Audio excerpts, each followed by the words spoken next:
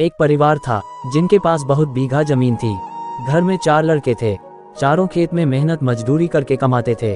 परिवार बहुत बड़ा था, जितना वे मेहनत करते उतना उन्हें मिलता ना था, क्योंकि खेत में पानी की कमी थी और मौसम की मार पड़ती ही जा रही थी, जिसके कारण खाने तक के लाले थे तो बच्चों की पढ़ाई तो दूर की बात है।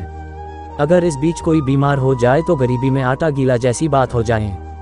परिवार बहुत बड़ा था, जिस कारण आपसी लड़ाइयाँ भी बढ़ती जा रही थी। वैचारिक मतभेद था।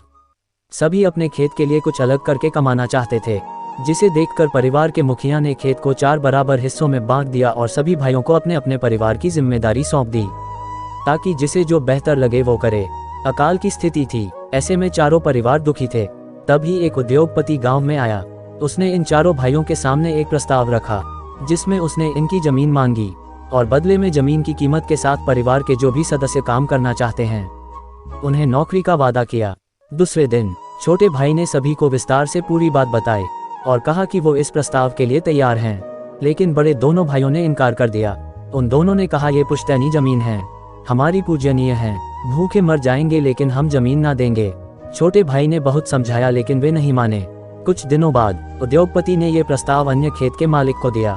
उन लोगों ने विकट परिस्थितियों एवं बच्चों के भविष्य को देखते हुए प्रस्ताव स्वीकार कर लिया। कुछ समय बाद उस जमीन पर एक उद्योग बना, जहां कई ग्रामवासियों को नौकरी मिली।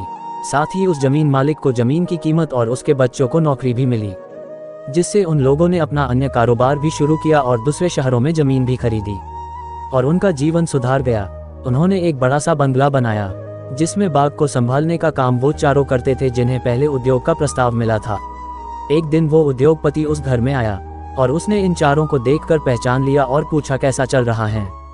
तब सिर झुका रख कहा, साहूकार का कर्ज बढ़ गया था, जमीन हाथ से चली गई, अब मजदूर और बाग का काम करते हैं। उद्योगपति ने कहा, अगर आप मान लेते तो ये दशा ना होती। उस पर छोटे भाई ने करुण स्वर में कहा, अब पछताए होत क्या जब चिड़ियां चुग गई खेत। शिक्षा, वक्त रहते फैसला ना लेने पर बाद में पछतावा करने का कोई लाभ नहीं होता।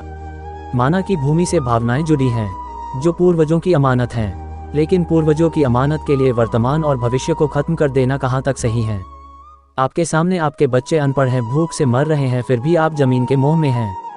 शायद मैं गलत हूं, पर मैं अपनों को इस हालत में नहीं देख सकती। आज के दौर में पैसा जरूरी है, इस तरह का फैसला गैरकानूनी काम नहीं है।